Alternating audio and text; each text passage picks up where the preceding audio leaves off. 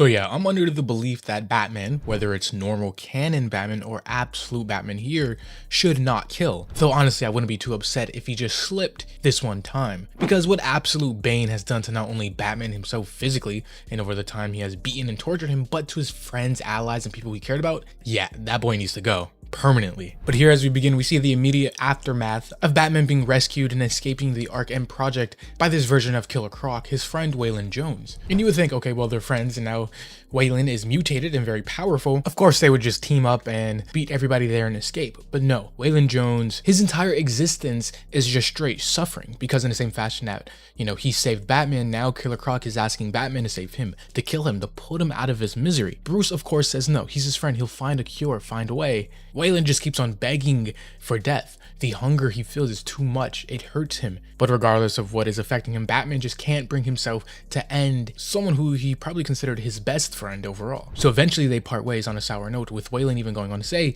he should have left them in that place before jumping and swimming away in the sewers. And with that, we cut over to a previous point in time, a flashback, one between Bruce Wayne pre-Batman and Selina Kyle. Now, not much is known between them, we get pieces and bits here and there.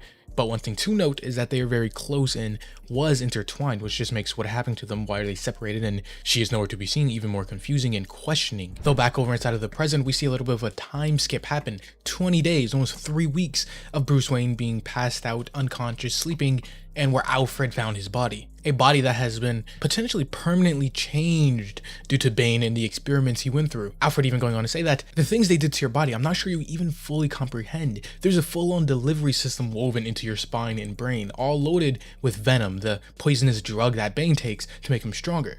Though of course Batman, being the stoic and ever pushing on person he is, he just thinks he's fine. But Alfred disagrees, saying, "You need to hear this, what you did, things have changed." But Bruce, of course, being stubborn, he still just needs to go out and do his own thing, telling Alfred he's going to need him to move. As he finally escapes and for the first time in who knows how long, steps foot in Gotham, though very much changed. Because as Alfred just said, there's literal venom, poison pumping through his veins. Now, it's not to an extreme extent like Bane, how it transforms you into a hulking mass monster, but it gives Bruce random outbursts of pain as the poison, the venom, works through his system and starts to actually change him down to his very DNA. Though after being gone for so long, there's only one person, one family member that he really holds above all else that he wants to visit, his own mother. And while his mother is happy that he's back and alive, she is rightfully and equally as angry that he's been gone for months at this point, with not a peep, not a word. Of course, we know that he has been captured and kidnapped against his will, but no one else knows that. His mother, Martha Wayne, was so worried that she was going to get the same phone call that she got when his father died, Thomas Wayne. But she let it slip that it wasn't just Bruce's disappearance that had her worried,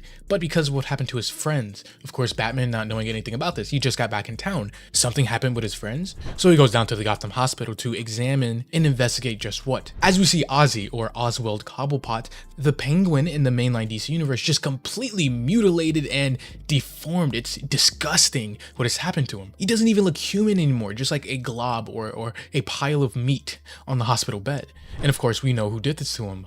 Bane. Us seeing in real time what happened, the perfect way to break Batman, who at this point has shown an unbreakable spirit and will, is to get to those closest to him, his friends and family. Bane showed up and broke nearly every bone inside of Oswald's body, but somehow he did it in such a precise and specific way that he missed each and every vital organ. It was so precise, surgical, cruel beyond measure. And the reason why is because the one thing Oswald wanted so bad is to be essentially just a big, strong macho man, even having lifts in his shoes to exaggerate his height. So Bane takes away this thing, because if Oswald lives, he'll be almost 2 feet shorter. His hands, feet will never be the same, mutilated beyond recognition. But no, he didn't just stop at him.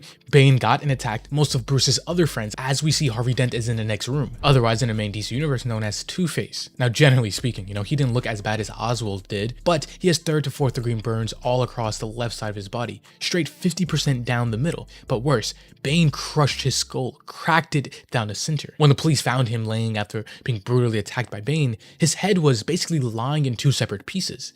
And now all of this isn't just chaos for chaos sake for Bane. This is very deliberate and very planned. Because in the moment Bane spoke to Harvey like he knew him. He knew his more dilemmas and his shortcomings. How he was destined to be a traitor because all of his friends, they're all outliers and technically bad people. But with Harvey Dent and his principles, his ambitions, eventually he would have just came to odds with them anyway. And how usually him and all of his friends would play poker. A game in place where Harvey Dent can be both of the two sides he is. An outlaw, a lawman, a friend, an enemy, all at once. But as Bane says, the time for pretending is over, as he crushes the man's face down with his boot and letting the flames engulf only the left side of his body.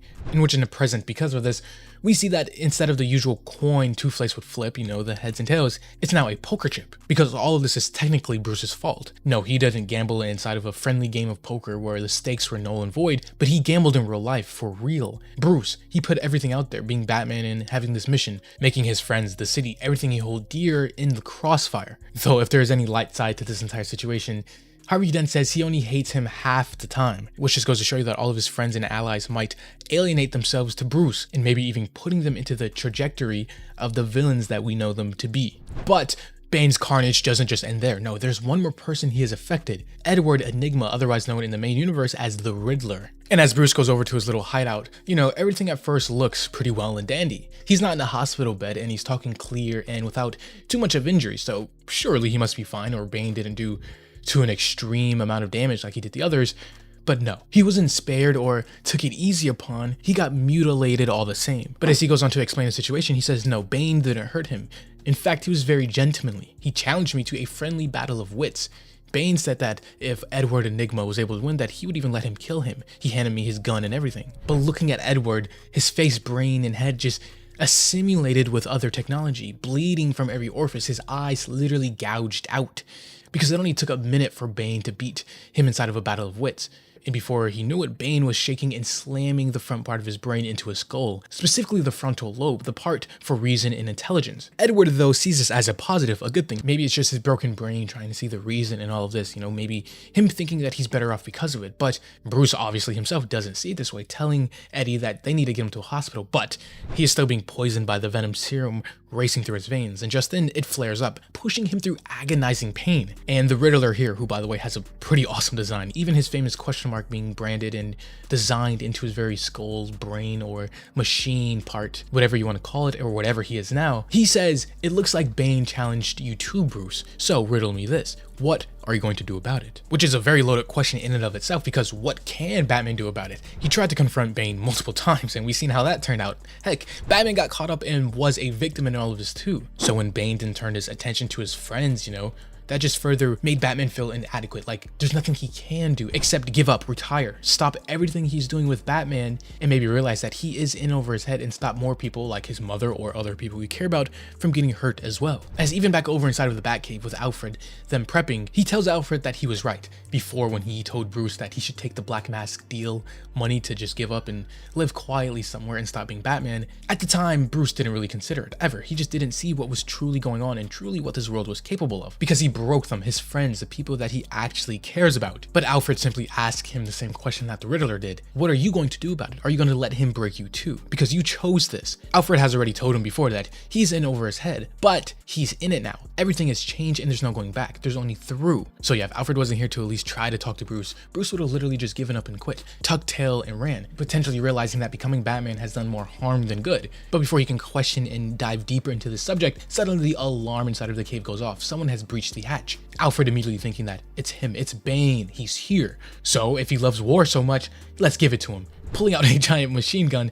as they both get ready to attack Bane, which realistically, seeing what Bane did to Batman, just completely fodderizing him, even Alfred with this giant machine gun still wouldn't really stand too much of a chance. But of course they press forward, getting ready to defend themselves anyway. Though, as we see, it's not really Bane, it's some new mysterious person, as a tendril reaches out, grabbing Alfred by the neck, strangling him. Even as he goes to fire his machine gun, whoever's attacking is too fast, too swift, too agile, and knocks him out. But this is someone that Batman seemingly knows. He recognizes them.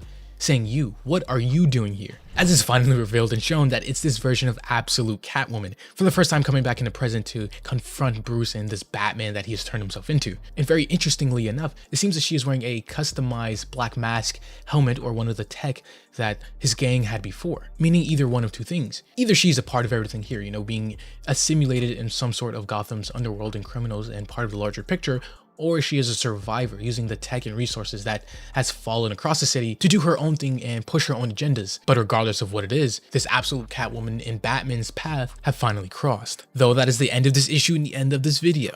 As always, this was AJ here at The Hero Informer, and thank you for watching.